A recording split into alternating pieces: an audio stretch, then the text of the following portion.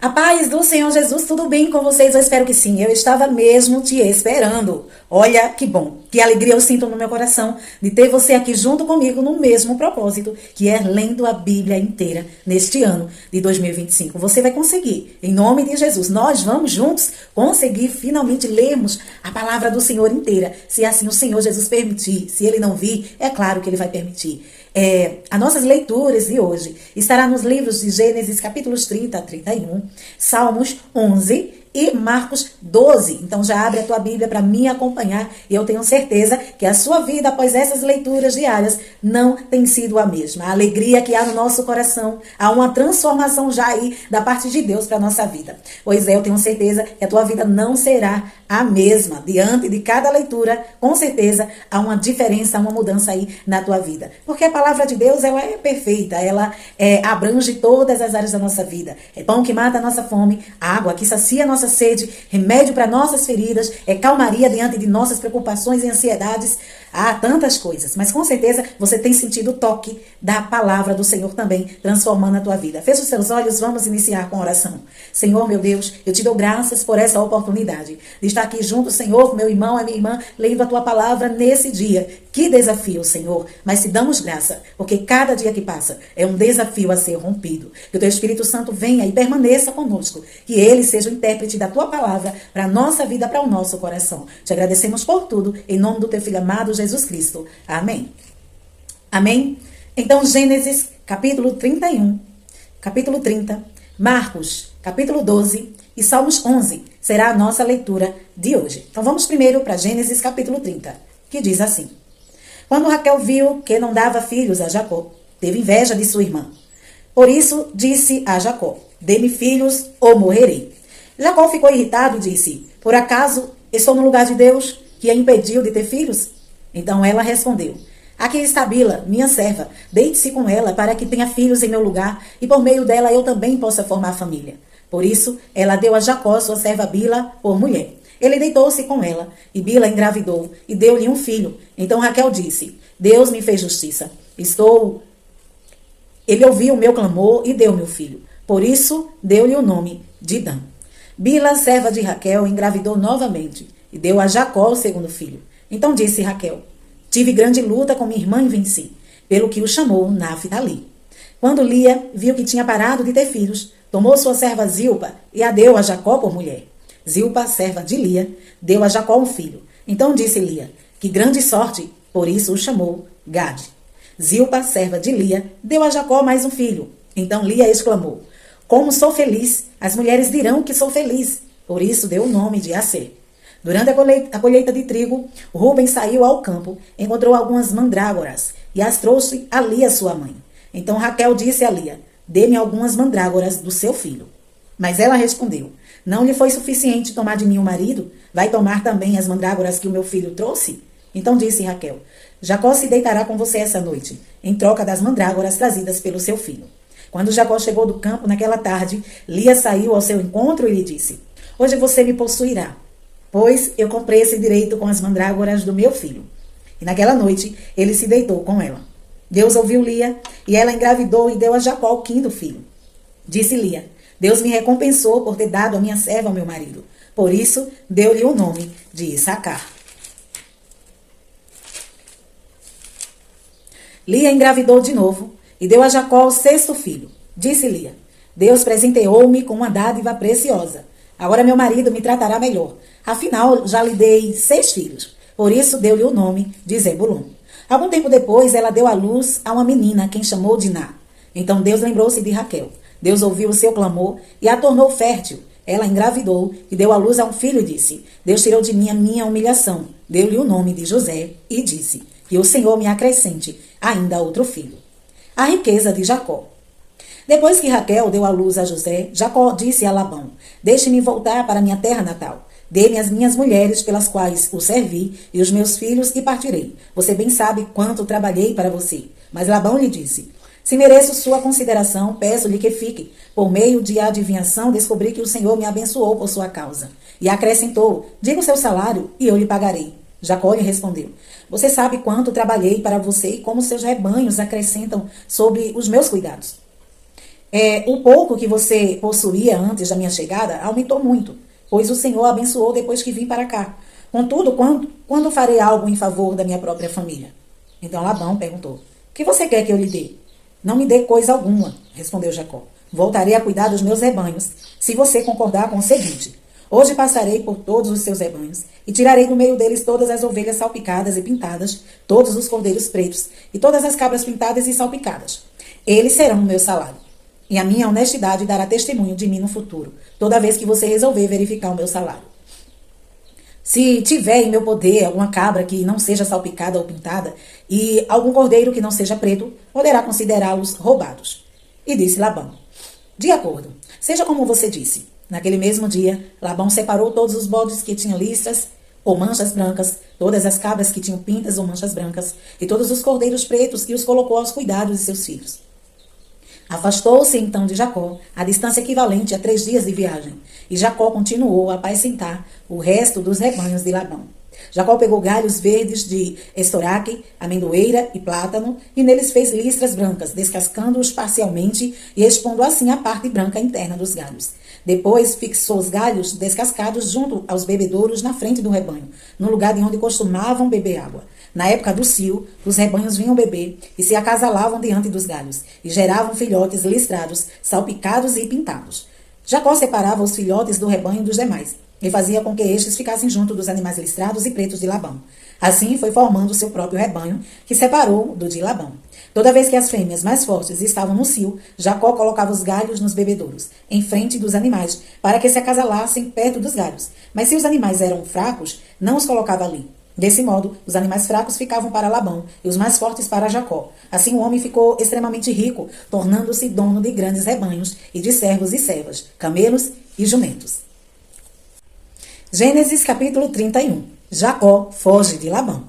Jacó, porém, ouviu falar que os filhos de Labão estavam dizendo: Jacó tomou tudo que o nosso pai tinha e juntou toda a sua riqueza à custa do nosso pai. E Jacó percebeu que a atitude de Labão para com ele já não era a mesma de antes. E o Senhor disse a Jacó: volte para a terra de seus pais e de seus parentes, e eu estarei com você. Então Jacó mandou chamar Raquel e Lia para virem ao campo onde estavam os seus rebanhos, e lhes disse: vejo que a atitude do seu pai para comigo não é mais a mesma. Mas o Deus de meu pai tem estado comigo. Vocês sabem que trabalhei para seu pai com todo o empenho, mas ele tem me feito de tolo, mudando o meu salário 10 vezes. Contudo, Deus não permitiu que ele me prejudicasse. Se ele dizia: as crias salpicadas serão seu salário, todos os rebanhos geravam filhotes salpicados. E se ele dizia: as que têm listras serão o seu salário, todos os rebanhos geravam filhotes com listras. Foi assim que Deus tirou os rebanhos de seu pai e os deu a mim.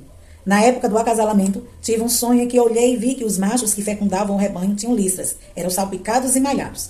O anjo de Deus me disse no sonho: Jacó. Eu respondi: eis-me aqui. Então ele disse: olhe e veja que todos os machos que fecundam o rebanho têm listras, são salpicados e malhados, porque tenho visto tudo o que Labão lhe fez. Sou o Deus de Betel, onde você ungiu uma coluna e me fez um voto. Saia agora dessa terra e volte para a sua terra natal.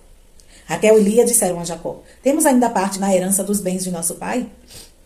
Não nos trata ele como estrangeiras? Não apenas nos vendeu, como também gastou tudo o que foi pago por nós. Toda a riqueza que Deus tirou do nosso pai é nossa e de nossos filhos. Portanto, faça tudo quanto Deus lhe ordenou.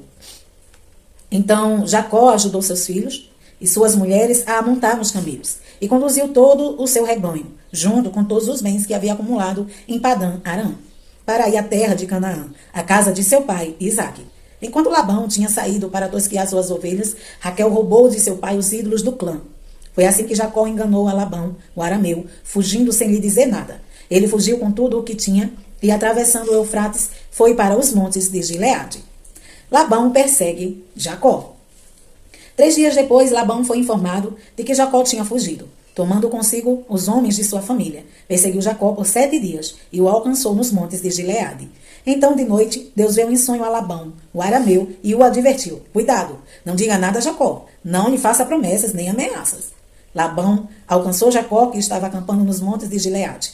Então Labão e os homens se acamparam ali também. Ele perguntou a Jacó: o que foi que você fez? Não só me enganou, como também raptou minhas filhas como se fossem prisioneiras de guerra. Por que você me enganou, fugindo em segredo sem avisar-me? Eu teria celebrado sua partida com alegria e cânticos, ao som dos tamborins e das harpas. Você sequer me deixou beijar meus netos e minhas filhas para despedir-me deles. Você foi insensato. Tenho poder para prejudicá-lo. Mas na noite passada, o Deus do pai de vocês me advertiu: cuidado, não diga nada a Jacó, não lhe faça promessas nem ameaças. Agora, se você partiu porque tinha saudade da casa de seu pai, porque roubou meus deuses. Jacó respondeu a Labão: tive medo, pois pensei que você tiraria suas filhas de minha força. Quanto aos seus deuses, quem for encontrado com eles não ficará vivo. Na presença de nossos parentes, veja você mesmo se está aqui comigo qualquer coisa que lhe pertença. E se tiver, leve-a de volta. Ora, Jacó não sabia que Raquel que os havia roubado. Então Labão entrou na tenda de Jacó e nas tendas de Lia e de suas duas servas, mas nada encontrou. Depois de sair da tenda de Lia, entrou na tenda de Raquel. Raquel tinha colocado os ídolos dentro da sela do seu camelo e estava sentada em cima. Labão vasculhou toda a tenda, mas nada encontrou. Raquel disse a seu pai: não se irrite, meu senhor, por não poder me levantar em sua presença, pois estou com o fluxo das mulheres. Ele procurou os ídolos, mas não os encontrou.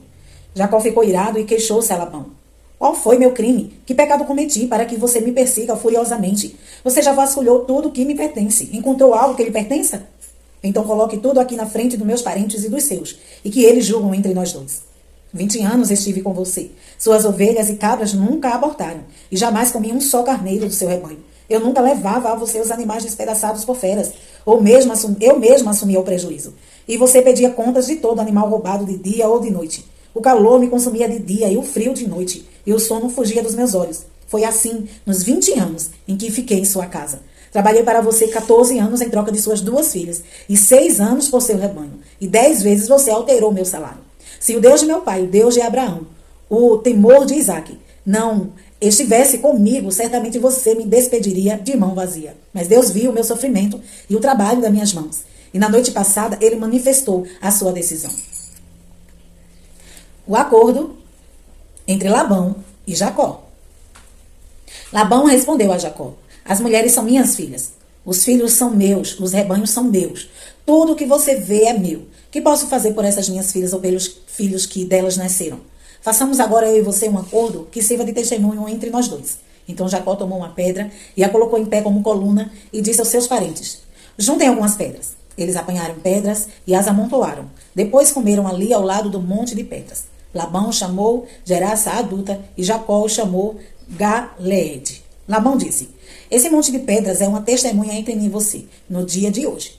Por isso foi chamado Galeede. Foi também chamado Mispá, porque ele declarou que o Senhor nos vigia a mim e a você, quando estivermos separados um do outro.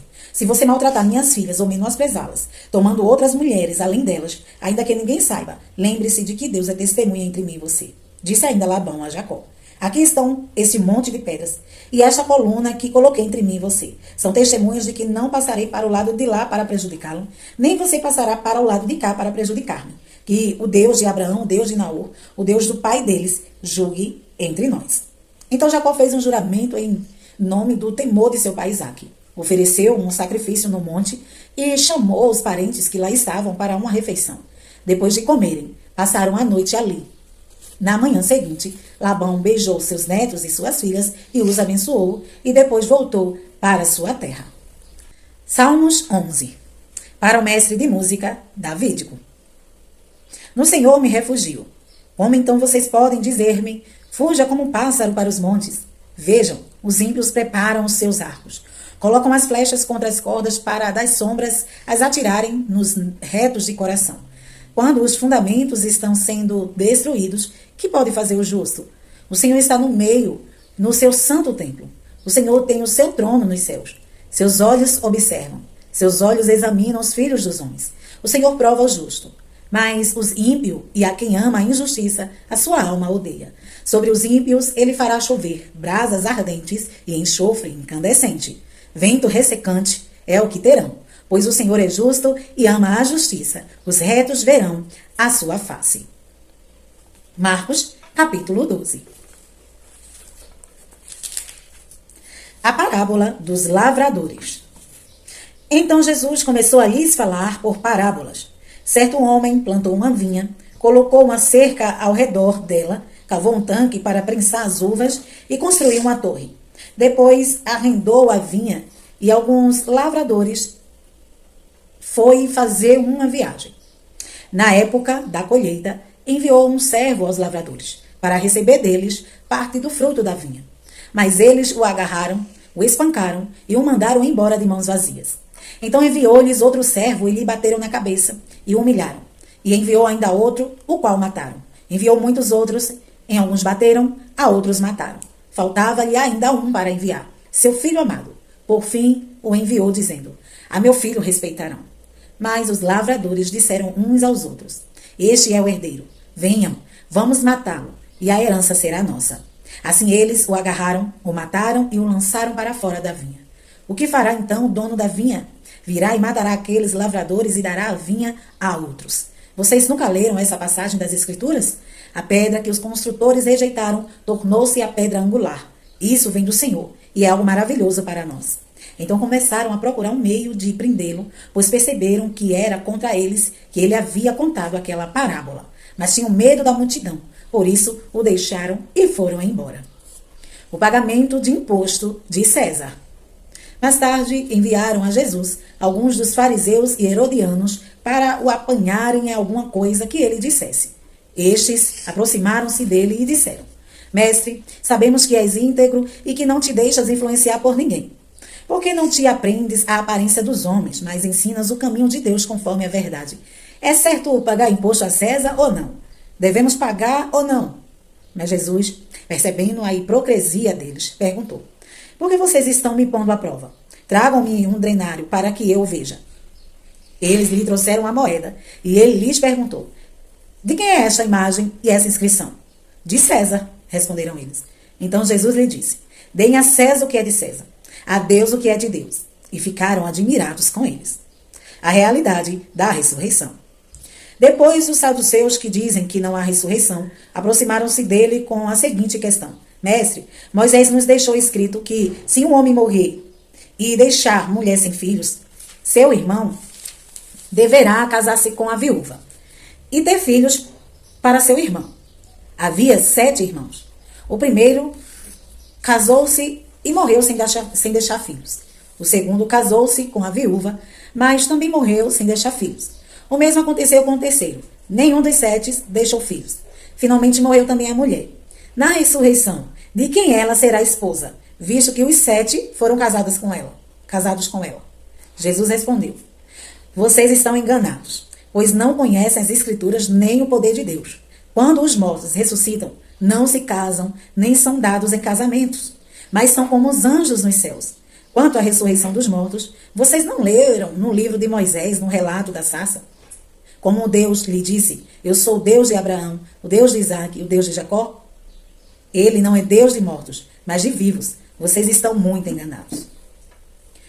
O maior mandamento. Um dos mestres da lei aproximou-se e os ouviu discutindo.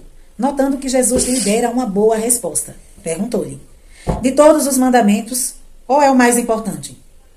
Respondeu Jesus: O mais importante é este: Ouça, ó Israel, o Senhor, o nosso Deus, o Senhor é o único Senhor. Ame o Senhor, seu Deus, de todo o seu coração, de toda a sua alma, de todo o seu entendimento e de todas as suas forças. O segundo é esse: ame o próximo como a si mesmo. Não existe mandamento maior do que estes. Muito bem, mestre, disse o homem. Está certo ao dizeres que Deus é único e que não existe outro além dele. Amá-lo de todo o coração, de todo o entendimento e de todas as forças. E amar o próximo como a si mesmo é mais importante do que todos os sacrifícios e ofertas. Vendo que ele tinha respondido sabiamente, Jesus lhe disse: Você não está longe do reino de Deus. Daí por diante, ninguém mais ousava lhe fazer perguntas. Cristo é Senhor de Davi. Ensinando no templo, Jesus perguntou: Como os mestres da lei dizem que o Cristo é filho de Davi? O próprio Davi, falando pelo Espírito Santo, disse: O Senhor disse ao meu Senhor: Senta-te à minha direita, até que eu ponha os teus inimigos debaixo de teus pés. O próprio Davi o chama Senhor. Como pode então ser ele seu filho? E a grande multidão o ouvia com prazer. Os mestres da lei, eles fazem questão de andar com roupas especiais, de receber saudações nas praças e de ocupar os lugares mais importantes nas sinagogas e os lugares de honra nos banquetes. Eles devoram as casas das viúvas e, para disfarçar, fazem longas orações. Esses receberão condenação mais severa. A oferta da viúva. Jesus sentou-se em frente do lugar onde eram colocadas as contribuições e observava a multidão colocando o dinheiro nas caixas de ofertas. Muitos ricos lançavam ali grandes quantias. Então, uma viúva pobre chegou-se e colocou 2 pequeninas moedas de cobre, de muito pouco valor. Chamando a si os seus discípulos, Jesus declarou: afirmo-lhes que essa viúva pobre colocou na caixa de oferta mais do que todos os outros. Todos deram do que lhes sobrava, mas ela, da sua pobreza, deu tudo o que possuía para viver. Amém? Aqui finalizada a nossa leitura diária de hoje. Amanhã estaremos aqui, se Jesus não vir. Nos ajude deixando o teu like, compartilhando, se inscrevendo e comentando também. Deus te abençoe.